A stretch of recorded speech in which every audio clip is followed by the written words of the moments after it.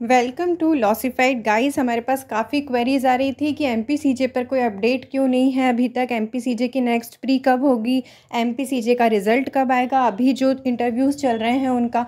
तो हमने सोचा एक वीडियो में आपकी सारी क्वेरीज एड्रेस कर देते हैं और सारे र्यूमर्स जो हैं एटलीस्ट आप उनसे बाहर निकल पाएँ, क्योंकि काफ़ी र्यूमर सर्कुलेट हो रहे हैं। तो चलिए शुरू करते हैं आज का वीडियो।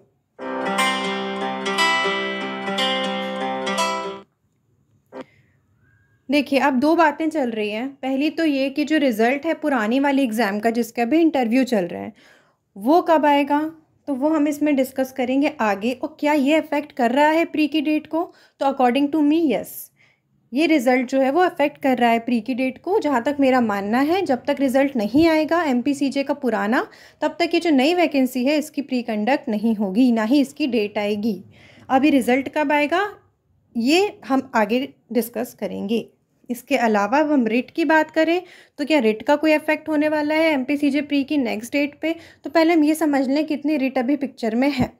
तो जितना मेरा नॉलेज है, जितना मैं अभी तक सर्च किया है, उस हिसाब से मैं जानती हूँ कि अभी 3 रिट पिक्चर में है। 2 रिट आपकी पुरानी वाली हैं जो इस वाली एग्ज़ाम पे थी, जिसका भी इंटरव्यू चल रहा है, जिसमें से एक रिट वो थी जिसके कारण मेंस का रिजल्ट भी रुका हुआ था। वो रिजर्वेशन को लेकर थी, फिजिकली हैंडीकेप्ड जो कोटा है उसको लेकर थी। तो उसका अभी रिजर्व्ड है जजमेंट। 28 फ़ेब को उसकी लास्ट हियरिंग थी। ऐसी अपडेट अभी तक साइट पर है, उसके आगे की नहीं है, but it will not affect the result of the interview. अब उसके बाद एक और रिट जो पिक्चर में है पुरानी एग्जाम को लेके, वो ये था कि ग्रुप बना था जिसमें ये भी डिस्कस हुआ था कि रिट आएगी जिसमें जो मेंस का रिजल्ट है उसमें कम लोग क्वालिफाई करे हैं, इस पर वो रिट होने वाली थी। लेकिन वो रिट जो है वो डिसमिस हो चुकी है जितना मैं जानती हूँ, और मुझे नहीं लगता उससे कुछ अफेक्ट पड़ने वाला है इंटरव्यू के रिजल्ट पर। अब हम तीसरी रिट की बात करें तो वो नई वाली वैकेंसी पे है। तीसरी रिट है ईडब्ल्यूएस वाली। तो मुझे लगता है ये भी कुछ खास अफेक्ट नहीं करने वाली है। तो आपकी जो प्री की डेट है वो मुझे लगता है रिट की वजह से इधर उधर नहीं होगी। अब 1% पॉसिबिलिटी तो देखिए हर चीज़ की होती है जो हम लेकर चल रहे हैं। अब एक और बहुत इंपॉर्टेंट फैक्टर है जो डिसाइड करने वाला है आपकी एग्ज़ाम डेट।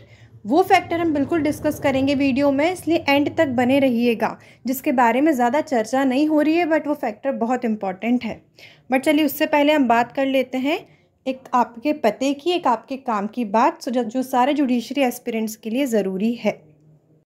गाइस, अगर आप अपनी जुडिशरी प्रिपरेशन को लेकर सीरियस हैं तो जल्दी से ज्वाइन कीजिए अनअकैडमी। प्राइजेस हाइक होने वाले हैं, इसलिए यूज़ कीजिएगा कोड लॉसिफाइड। यूज़ करेंगे आप ये कोड तो आपको मिलेगा 10% discount. They are also offering judiciary mains test series, जिससे आपकी काफ़ी होलिस्टिक प्रिपरेशन हो जाएगी। एंड आपके पास अगर सब्सक्रिप्शन एक्सेस है प्लस का, तो आपके पास और भी बहुत सारे बेनिफिट्स हैं, इंक्लूडिंग स्ट्रक्चर्ड कोर्सेज। और एमपीसीजे प्रीलिम्स और मेंस का बैच भी लाइव है। 6 मंथ का ये बैच है। आपको some of the best educators से पढ़ने का मौका मिलेगा। और एसेलरेट 3.0 एंड चैलेंजर सीरीज़ भी लाइव है गाइस। इसमें आपको weekly current affairs, mock test, काफ़ी सारे बेनिफिट्स मिल जाएंगे। और अगर आपने अभी तक अनअकैडमी का ऐप नहीं ज्वाइन किया तो जल्दी से ज्वाइन कीजिए। बहुत सारी लाइव क्लासेस हैं वहाँ पर, डेली आपको मिलेंगी। और एक्सपर्ट गाइडेंस प्रोग्राम है अनअकैडमी का, जिसमें बहुत सारे प्रोग्राम्स ऑफर हो रहे हैं आपको। तो आप अपनी प्रेफरेंस के हिसाब से कोई सा भी प्रोग्राम चूज़ कर सकते हैं। Also there is 1-to-1 live mentorship program. इसमें आपको अपने मेंटोर के साथ डाउट क्लियर करने का मौका मिलेगा, स्ट्रैटेजीज डिस्कस करने का मौका मिलेगा। Then there is judiciary iconic which is also live. इसमें सारे प्लस के आपको बेनिफिट्स मिल रहे हैं, एज वेल एज आपको लाइव मेंटोरशिप भी मिलेगी। और 1 मंथ से लेकर 24 मंथ्स तक के प्लान हैं। तो आप यूज़ करेंगे अगर कोड लॉसिफाइड तो आपको मिलेगा 10% discount. And follow Unacademy on all the social media platforms. चलिए अब हम आगे बढ़ते हैं और डिटेल्स पर, जो कि ये है कि देखिए पहले होना था इंटरव्यू 5 अप्रैल तक, लेकिन 17 मार्च को एक नोटिफिकेशन आया जिसमें यह हुआ कि 5 अप्रैल की जगह अब 8 अप्रैल को इंटरव्यू ख़त्म हो रहे हैं, क्योंकि जो 27 मार्च को इंटरव्यू होने थे वो शिफ्ट हो गए हैं 6, 7 और 8 अप्रैल तक। तो आप मान के चलिए 8 अप्रैल तक तो आपके इंटरव्यू ही चल रहे हैं। उसके बाद देखिए जो जनरल ट्रेंड है वो ये है कि विद इन 1 वीक रिजल्ट आ जाना चाहिए इंटरव्यू ख़त्म होने के बाद। This is the general trend. तो अब देखिए अगर मान लीजिए 8 अप्रैल को इंटरव्यू ख़त्म हो रहे हैं तो हम मान के चल सकते हैं कि 15 या 16 अप्रैल तक, 15-16 अप्रैल की से पहले पहले तक आपके इंटरव्यू का रिज़ल्ट आ जाएगा। मतलब आपका total result, final result 2019 phase 2 वाली जो वैकेंसी है उसका आ जाना चाहिए। अब देखिए एमपी बहुत रीज़नेबल रहा है कि जब भी डेट अनाउंस होती है उसके 1 महीने से 40 दिन बाद प्री कंडक्ट होती है।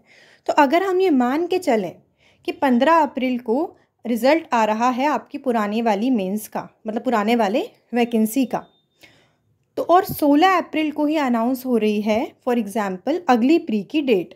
ये हम एक सिचुएशन ले रहे हैं, मैं ये क्यों ले रहे हैं वो मैं बताती हूँ।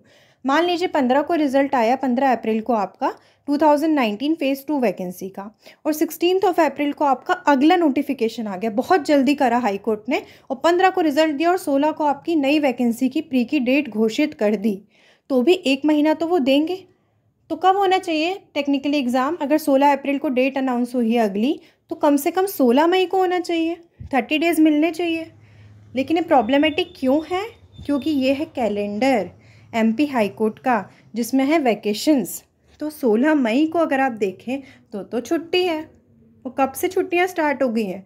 14 मई से स्टार्ट हो गई है, जो कि चल रही है 12 जून तक। वैकेशंस हैं हाई कोर्ट के, और जनरली वैकेशंस में एग्ज़ाम्स कंडक्ट नहीं होती हैं। तो अगर आप मान के चलें तो मुझे नहीं लगता इतना ज़्यादा इमीडिएट सब कुछ हो जाएगा कि इंटरव्यू का जैसे ही रिज़ल्ट आया उसके अगर जस्ट 1-2 दिन में भी अगली प्री की डेट अनाउंस हुई, तो भी जो 1 महीने का रीज़नेबल टाइम होता है ना, वो नहीं दे पाएगा हाई कोर्ट, क्योंकि 14 मई से हाई कोर्ट की वैकेशंस हैं। तो जितना मुझे समझ में आ रहा है और जितना मैं समझ पाई हूँ उतना उस हिसाब से तो मई में आपकी एग्ज़ाम नहीं हो पाएगी कंडक्ट, क्योंकि वैकेशंस भी तो पिक्चर में है। तो मेरा मानना ये है अनटिल एंड अनलेस 8 अप्रैल को आपका एग्ज़ाम होता, इंटरव्यू कंडक्ट होता है, और मान लीजिए 10-12 अप्रैल को ही आपका रिज़ल्ट आ जाता है, और फिर 13 अप्रैल को आपकी डेट अनाउंस हो जाती है अगली प्री की, और 13 मई को कंडक्ट हो जाती है प्री। इतना सब कुछ बिल्कुल कंटिन्यूसली अगर होता है तो आपकी कंडक्ट हो सकती है मई में, जिसकी पॉसिबिलिटी मुझे 10% से ज़्यादा नहीं लग रही है। तो मेरा मानना ये है कि ये मई में नहीं हो पाएगी एग्ज़ाम होगी आपकी जून में, अगर होनी है तो, और वो भी जून एंड में होनी है। तो मेरा मतलब है कि अगर जून में होनी है तो जून एंड में होनी है, क्योंकि 12 जून तक तो वैकेशन ही चल रही है। तो इसलिए एग्ज़ाम होगी अगर तो जून एंड में होगी, और हो सकता है ये जुलाई भी एक्सटेंड कर जाए, तो जून एंड या July first week. This is my prediction regarding MPCJ pre, सारी चीज़ों को कैलकुलेट करते हुए। देखिए डेट एग्जैक्टली किसी को नहीं मालूम है, लेकिन जितना सिचुएशंस हमारे सामने हैं उसके हिसाब से अगर हम समझना चाहें तो मेरे हिसाब से एग्ज़ाम आपकी जून एंड में जाएगी। मई में होना मुश्किल है, काफ़ी मुश्किल है। तो this is from our side लॉसिफाइड, दिस इज़ आवर एनालिसिस। अगर आपको पसंद आया चैनल लाइक कीजिए, शेयर कीजिए, सब्सक्राइब कीजिए। जो लोग राजस्थान मेंस देने वाले हैं उनके लिए हमारे पास स्ट्रैटेजीज़ हैं, 30 डेज स्ट्रैटेजी है। इसके अलावा we have videos on MPCJ के लिए, ट्रांसलेशन के लिए। हम राजस्थान के ऐसे पर भी वीडियोज़ लाएंगे। We have a video on judgement writing. तो अगर अभी तक आपने ये सब विज़िट नहीं किया है तो जल्दी से जाके कीजिए। Thank you and like share and subscribe the channel.